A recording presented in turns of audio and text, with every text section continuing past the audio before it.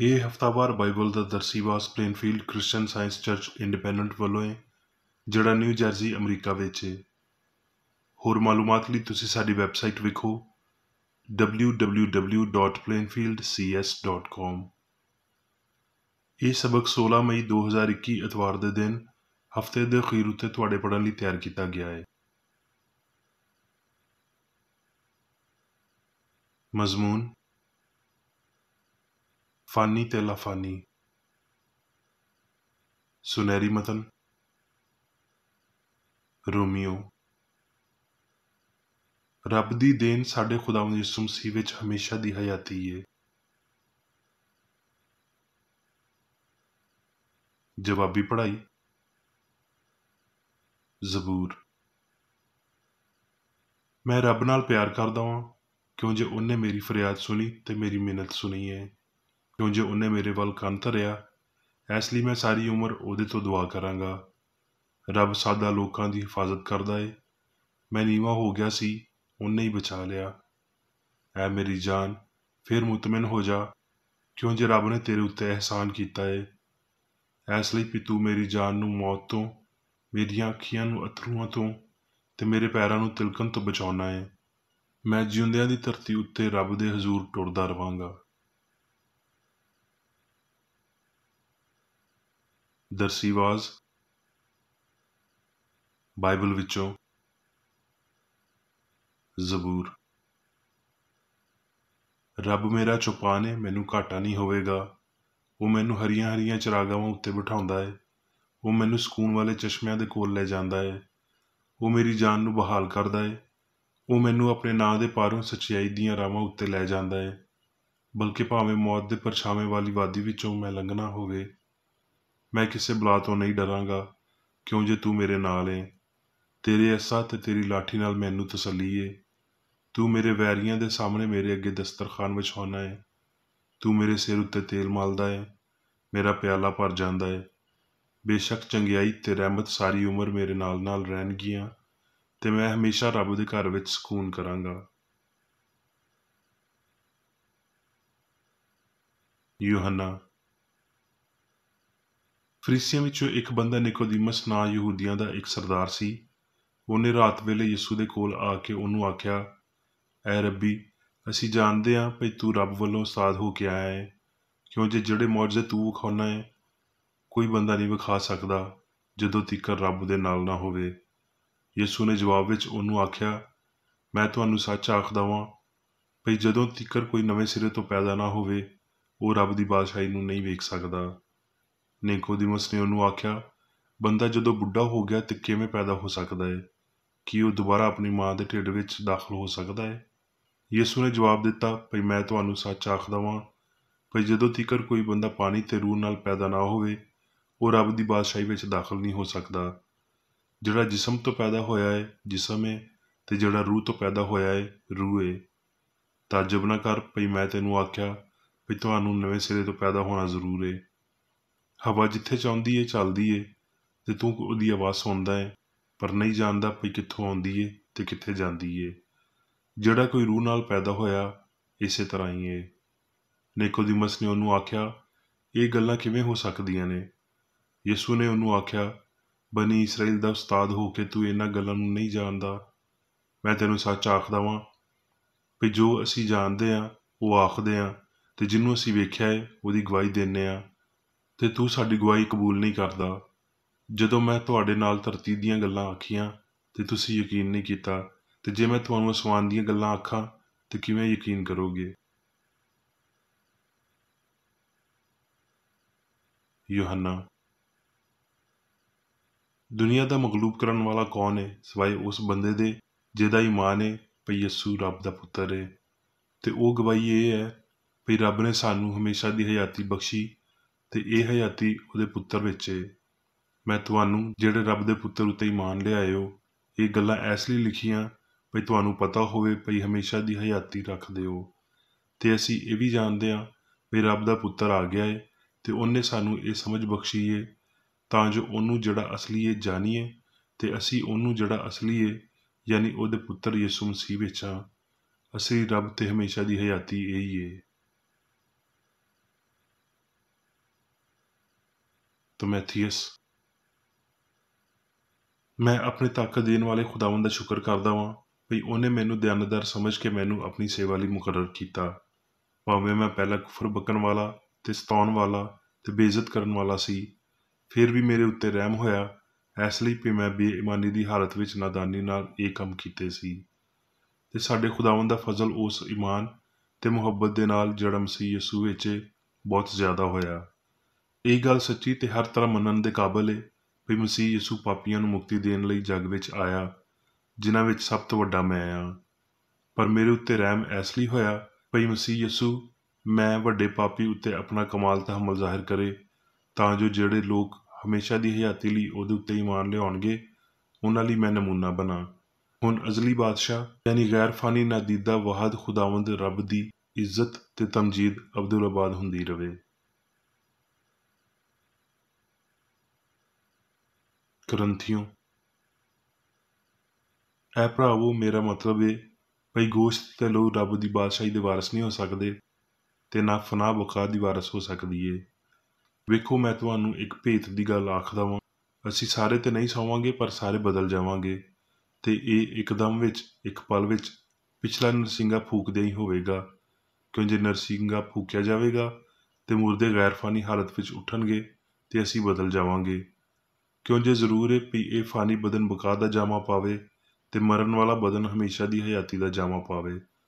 ਤੇ ਜਦੋਂ ਇਹ ਫਾਨੀ ਬਦਨ ਬਕਾ ਦਾ ਜਾਮਾ ਪਾ ਲਵੇਗਾ ਤੇ ਇਹ ਮਰਨ ਵਾਲਾ ਬਦਨ ਹਮੇਸ਼ਾ ਦੀ ਹਯਾਤੀ ਦਾ ਜਾਮਾ ਪਾ ਲਵੇਗਾ, ਤੇ ਉਹ ਅਖਾਨ ਪੂਰਾ ਹੋਵੇਗਾ ਜਿਹੜਾ ਲਿਖਿਆ ਹੈ ਭਈ ਮੌਤ ਜਿੱਤ ਦੀ ਬੁਰਕੀ ਬਣ ਗਈ। ਐ ਮੌਤ ਤੇਰੀ ਜਿੱਤ ਕਿੱਥੇ ਰਹੀ? ਐ ਮੌਤ ਤੇਰਾ ਡੰਗ ਕਿੱਥੇ ਰਿਹਾ? ਮੌਤ ਦਾ ਡੰਗ ਪਾਪ ਏ ਤੇ ਪਾਪ ਦਾ ਜ਼ੋਰ ਸ਼ਰੀਅਤ ਏ। ਪਰ ਰੱਬ ਦਾ ਸ਼ੁਕਰ ਏ ਭਈ ਜਿਹੜਾ ਸਾਡੇ ਯਿਸੂ ਮਸੀਹ ਦੇ ਰਾਹੀਂ ਸਾਨੂੰ ਫਤਹ ਦਿੰਦਾ ਏ। ਮੁਕਾਸ਼ਫਾ। ਫਿਰ ਮੈਂ ਸ਼ਹਿਰ ਮੁਕੱਦਸ ਨਵੇਂ ਯਰੂਸ਼ਲਮ ਨੂੰ ਅਸਮਾਨ ਉੱਤੋਂ ਰੱਬ ਕੋਲੋਂ ਉਤਰਦਿਆਂ ਵੇਖਿਆ, ਤੇ ਉਹ ਉਸ ਵਹੁਟੀ ਵਾਂਗਰ ਸਜਿਆ ਹੋਇਆ ਸੀ ਜਿਹਨੇ ਆਪਣੇ ਸ਼ੌਹਰ ਲਈ ਸ਼ਿੰਗਾਰ ਕੀਤਾ ਹੋਵੇ। ਮੁਕਾਸ਼ਫਾ।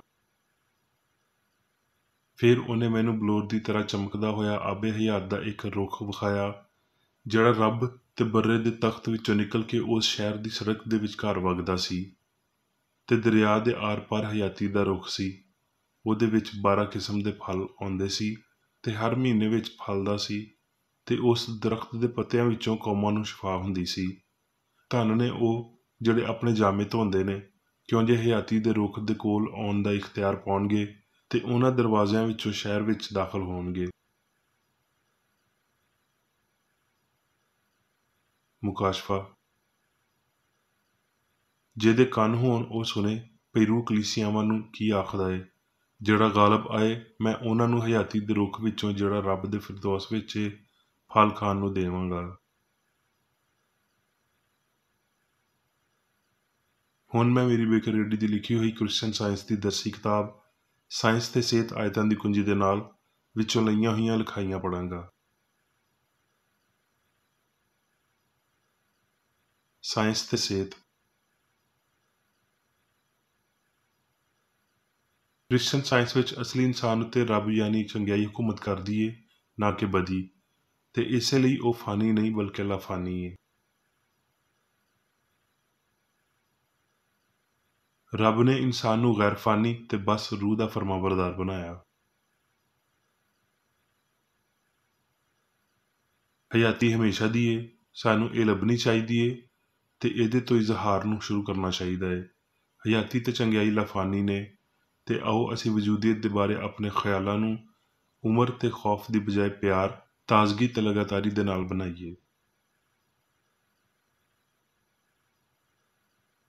ਰੱਬ ਸੰਸਾਰ ਨੂੰ, ਜਿਹਦੇ ਵਿੱਚ ਇਨਸਾਨ ਵੀ ਸ਼ਾਮਲ ਹੈ, ਬਣਾਉਂਦਾ ਹੈ ਤੇ ਉਹਦੇ ਉੱਤੇ ਹੁਕੂਮਤ ਕਰਦਾ ਹੈ। ਇਹ ਸੰਸਾਰ ਰੂਹਾਨੀ ਖਿਆਲਾਂ ਨਾਲ ਭਰਿਆ ਹੋਇਆ ਹੈ, ਜਿਨ੍ਹਾਂ ਨੂੰ ਉਹ ਤਿਆਰ ਕਰਦਾ ਹੈ, ਤੇ ਉਹ ਉਸ ਸਿਆਣ ਦੀ ਫਰਮਾਬਰਦਾਰੀ ਕਰਦੇ ਨੇ ਜਿਹੜੀ ਉਹਨਾਂ ਨੂੰ ਬਣਾਉਂਦੀ ਏ। ਫਾਨੀ ਸਿਆਣ ਨੂੰ ਰੂਹਾਨੀ ਵਿੱਚ ਬਦਲ ਦੇਵੇਗੀ ਤੇ ਫਿਰ ਇਨਸਾਨ ਦੀ ਅਸਲੀ ਖੁਦੀ ਨੂੰ ਗਲਤੀ ਦੀ ਫਾਨੀਅਤ ਨਾਲ ਰਿਹਾ ਕਰਨ ਲਈ ਠੀਕ ਕਰੇਗੀ। ਫਾਨੀ ਲੋਕ ਗੈਰ ਫਾਨੀਆਂ ਵਾਂਗਰ ਰੱਬ ਦੀ ਸੂਰਤ ਉੱਤੇ ਨਹੀਂ ਬਣਾਏ ਗਏ, ਬਲਕਿ ਲਾਮਹਿਦੂਦ ਰੂਹਾਨੀ ਹਸਤੀ ਵਾਂਗਰ ਫਾਨੀ ਜ਼ਮੀਰ ਅਖੀਰੀ ਸਾਇੰਸ ਦੀ ਅਸਲੀਅਤ ਨੂੰ ਮੰਨੇਗਾ ਤੇ ਗਾਇਬ ਹੋ ਜਾਵੇਗਾ, ਤੇ ਹਸਤੀ ਦੀ ਕਾਮਲੀਅਤ ਤੇ ਹਮੇਸ਼ਾ ਕਾਇਮ ਰਹਿਣ ਵਾਲੀ ਸਿਆਣ ਸਾਹਮਣੇ ਆਵੇਗੀ। ਜਿਵੇਂ ਭਈ ਸਾਇੰਸ ਵਿੱਚ ਜ਼ਾਹਿਰ ਕੀਤਾ ਗਿਆ ਹੈ, ਇਨਸਾਨ ਰੱਬ ਦੀ ਸੂਰਤ ਉੱਤੇ ਹੁੰਦਿਆਂ ਹੋਏ ਲਾਫਾਨੀ ਹੋਣ ਤੋਂ ਇਨਕਾਰ ਨਹੀਂ ਕਰ ਸਕਦਾ। ਭਾਵੇਂ ਗੈਰ ਹਮ-ਆਹੰਗੀ ਜਿਹੜੀ ਮਾਦੀ ਫਹਿਮ ਨਾਲ ਪੈਦਾ ਹੁੰਦੀ ਏ ਸਾਇੰਸ ਦੀ ਹਮ-ਆਹੰਗੀ ਨੂੰ ਲੁਕਾ ਦਿੰਦੀ ਏ, ਫਿਰ ਵੀ ਗੈਰ ਹਮ-ਆਹੰਗੀ ਸਾਇੰਸ ਦੇ ਇਲਾਹੀ ਅਸੂਲ ਨੂੰ ਨੇਸਤ ਨਹੀਂ ਕਰ ਸਕਦੀ। ਸਾਇੰਸ ਵਿੱਚ ਇਨਸਾਨ ਦੀ ਲਾਫਾਨੀਅਤ ਰੱਬ ਯਾਨੀ ਚੰਗਿਆਈ ਉੱਤੇ ਮੁਨਹਸਰ ਏ ਤੇ ਇਹ ਚੰਗਿਆਈ ਰੱਬ ਦੀ ਲਾਫਾਨੀਅਤ ਦੇ ਲਾਜ਼ਮੀ ਨਤੀਜੇ ਦੇ ਤੌਰ ਤੇ ਪੈਰਵੀ ਕਰਦੀ ਏ। ਬਸ਼ਰ ਲਾਫਾਨੀਆਂ ਦੇ ਫਰੇਬ ਨੇ, ਉਹ ਬਦਕਿਰਦਾਰਾਂ ਜਾਂ ਬਦਾਂ ਦੇ ਬਾਲ ਨੇ, ਜਿਹਦੇ ਤੋਂ ਇਹ ਜ਼ਾਹਿਰ ਹੁੰਦਾ ਹੈ ਭਈ ਇਨਸਾਨ ਮਿੱਟੀ ਤੋਂ ਸ਼ੁਰੂ ਹੋਇਆ ਜਾਂ ਮਾਦੀ ਐਂਬਰੀਓ ਦੇ ਤੌਰ ਤੇ ਪੈਦਾ ਹੋਇਆ ਹੈ। ਇਲਾਹੀ ਸਾਇੰਸ ਵਿੱਚ ਰੱਬ ਤੇ ਅਸਲੀ ਇਨਸਾਨ ਇਲਾਹੀ ਅਸੂਲ ਤੇ ਖਿਆਲ ਵਾਂਗਰ ਗੈਰ ਮੁਨਫਿਕ ਨੇ। ਰੱਬ ਇਨਸਾਨ ਦਾ ਅਸੂਲ ਏ ਤੇ ਇਨਸਾਨ ਰੱਬ ਦਾ ਖਿਆਲ ਏ। ਇਸ ਲਈ ਇਨਸਾਨ ਨਾ ਫਾਨੀ ਏ ਨਾ ਮਾਦੀ। ਫਾਨੀ ਗਾਇਬ ਹੋ ਜਾਣਗੇ ਤੇ ਲਾਫਾਨੀ ਜਾਂ ਰੱਬ ਦੇ ਪੁੱਤਰ ਇਨਸਾਨ ਦੀ ਕੱਲੀ ਤੇ ਅਬਦੀ ਸੱਚਾਈਆਂ ਦੇ ਤੌਰ ਤੇ ਸਾਹਮਣੇ ਆਉਣਗੇ। ਫਾਨੀ ਬਸ਼ਰ ਰੱਬ ਦੇ ਸੁੱਟੇ ਹੋਏ ਪੁੱਤਰ ਨਹੀਂ, ਉਹ ਕਦੀ ਵੀ ਹਸਤੀ ਦੀ ਕਾਮਲ ਹਾਲਤ ਵਿੱਚ ਨਹੀਂ ਸੀ ਜਿਹਨੂੰ ਬਾਅਦ ਵਿੱਚ ਦੁਬਾਰਾ ਹਾਸਲ ਕੀਤਾ ਜਾ ਸਕਦਾ ਹੈ। ਫਾਨੀ ਤਾਰੀਖ ਦੇ ਸ਼ੁਰੂ ਤੋਂ ਉਹਨਾਂ ਨੇ ਬਦੀ ਵਿੱਚ ਹਾਲਤ ਫੜੀ ਤੇ ਪਾਪ ਵਿੱਚ ਆਪਣੀ ਮਾਂ ਦੇ ਢਿੱਡ ਵਿੱਚ ਆਏ। ਅਖੀਰੀ ਫਾਨੀਅਤ ਨੂੰ ਗੈਰ ਫਾਨੀਅਤ ਦੇ ਰਾਹੀਂ ਮੁਕਾ ਦਿੱਤਾ ਜਾਂਦਾ ਹੈ। ਜਿਹੜੇ ਹਕਾਇਕ ਗੈਰ ਫਾਨੀ ਇਨਸਾਨ ਨਾਲ ਤਾਲੁਕ ਰੱਖਦੇ ਨੇ ਉਹਨਾਂ ਨੂੰ ਥਾਂ ਦੇਣ ਲਈ ਪਾਪ, ਬਿਮਾਰੀ ਤੇ ਮੌਤ ਨੂੰ ਗਾਇਬ ਹੋਣਾ ਚਾਹੀਦਾ ਹੈ। ਰੱਬ ਦੇ ਲੋਕਾਂ ਦੇ ਬਾਰੇ ਨਾ ਕਿ ਇਨਸਾਨ ਦੇ ਬੱਚਿਆਂ ਦੇ ਬਾਰੇ ਗੱਲ ਕਰਦਿਆਂ ਹੋਏ ਯਿਸੂ ਨੇ ਆਖਿਆ, ਰੱਬ ਦੀ ਬਾਦਸ਼ਾਹੀ ਤੁਹਾਡੇ ਵਿਚਕਾਰ ਏ, ਯਾਨੀ ਸੱਚਾਈ ਤੇ ਪਿਆਰ ਅਸਲੀ ਇਨਸਾਨ ਉੱਤੇ ਹਕੂਮਤ ਕਰਦੀ ਏ। ਇਹ ਜ਼ਾਹਿਰ ਕਰਦਿਆਂ ਹੋਏ ਭਈ ਇਨਸਾਨ ਰੱਬ ਦੀ ਸੂਰਤ ਉੱਤੇ ਬੇਗੁਨਾਹ ਤੇ ਅਬਦੀ ਏ। ਤਰੱਕੀ ਤਜਰਬੇ ਨਾਲ ਪੈਦਾ ਹੁੰਦੀ ਏ। ਇਹ ਫਾਨੀ ਇਨਸਾਨ ਦੀ ਮਜ਼ਬੂਤੀ ਏ ਜਿਹਦੇ ਰਾਹੀਂ ਲਾਫਾਨੀ ਦੀ ਖਾਤਰ ਫਾਨੀ ਬੰਦੇ ਨੂੰ ਛੱਡ ਦਿੱਤਾ ਜਾਂਦਾ ਹੈ। ਭਾਵੇਂ ਇੱਥੇ ਜਾਂ ਇਹਦੇ ਬਾਅਦ ਤਕਲੀਫਾਂ ਜਾਂ ਸਾਇੰਸ ਨੂੰ ਹਯਾਤੀ ਤੇ ਸਿਆਣ ਦੇ ਬਾਰੇ ਸਾਰੇ ਭਰਮਾਂ ਨੂੰ ਮੁਕਾ ਦੇਣਾ ਚਾਹੀਦਾ ਹੈ ਤੇ ਮਾਦੀ ਸਿਆਣ ਤੇ ਖੁਦੀ ਨੂੰ ਨਵੇਂ ਸਿਰੇ ਤੋਂ ਪੈਦਾ ਕਰਨਾ ਚਾਹੀਦਾ ਹੈ। ਪੁਰਾਣੀ ਇਨਸਾਨੀਅਤ ਨੂੰ ਉਹਦੇ ਕਮਾਲ ਦੇ ਨਾਲ ਮਨਸੂਖ ਕਰ ਦੇਣਾ ਚਾਹੀਦਾ ਹੈ। ਕੋਈ ਵੀ ਨਫਸ ਪ੍ਰਸਤੀ ਜਾਂ ਪਾਪ ਆਲੂਦ ਸ਼ੈ ਫਾਨੀ ਨਹੀਂ ਏ। ਇਹ ਮਾਦੇ ਦੀ ਮੌਤ ਨਹੀਂ ਬਲਕਿ ਝੂਠੇ ਮਾਦੀ ਫਹਿਮ ਤੇ ਪਾਪ ਦੀ ਮੌਤ ਹੀ ਏ ਜਿਹਨੂੰ ਇਨਸਾਨ ਤੇ ਹਯਾਤੀ ਹਮ-ਆਹੰਗ ਅਸਲੀ ਤੇ ਅਬਦੀ ਜ਼ਾਹਿਰ ਕਰਦੇ ਨੇ। ਚੰਗੇ ਕੰਮ ਦੁੱਖ ਦੀ ਬਜਾਏ ਖੁਸ਼ੀ, ਦਰਦ ਦੀ ਬਜਾਏ ਲੁਤਫ, ਮੌਤ ਦੀ ਬਜਾਏ ਹਯਾਤੀ ਲਿਆਉਂਦੇ ਹੋਏ ਲਾਫਾਨੀ ਹੁੰਦੇ ਨੇ।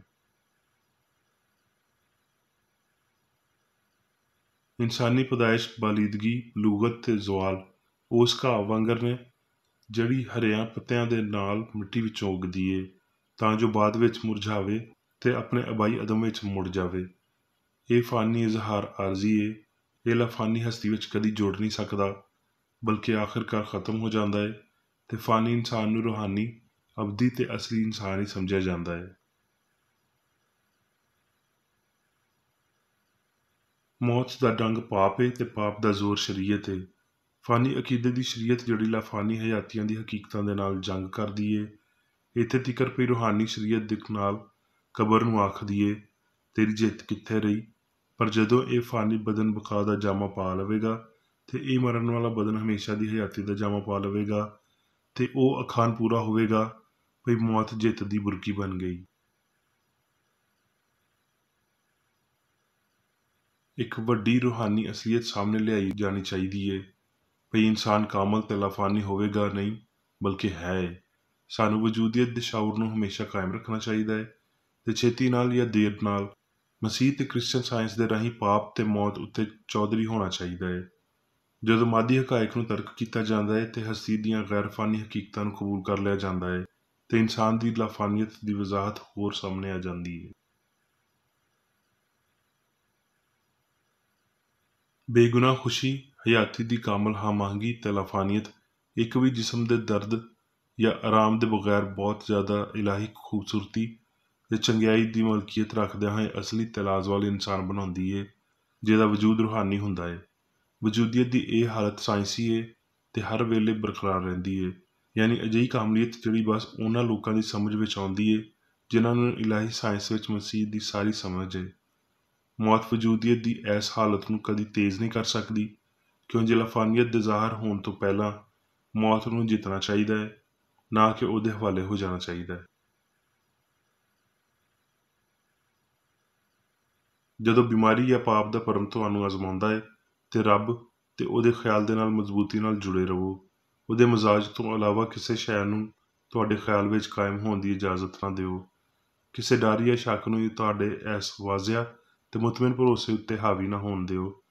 ਪਈ ਹਯਾਤੀ ਦੀ ਪਛਾਣ ਦੀ ਹਮਾਂਗੀ ਜਿਵੇਂ ਪਈ ਹਯਾਤੀ ਸ਼ੁਰੂ ਤੋਂ ਹੈ, ਇਸ ਸ਼ਾਇਦ ਦੇ ਕਿਸੇ ਵੀ ਪੀੜ ਵਾਲੇ ਅਹਿਸਾਸ ਜਾਂ ਯਕੀਨ ਨੂੰ ਫਨਾ ਕਰ ਸਕਦੀ ਹੈ ਜਿਹੜਾ ਹਯਾਤੀ ਵਿੱਚ ਹੈ ਹੀ ਨਹੀਂ।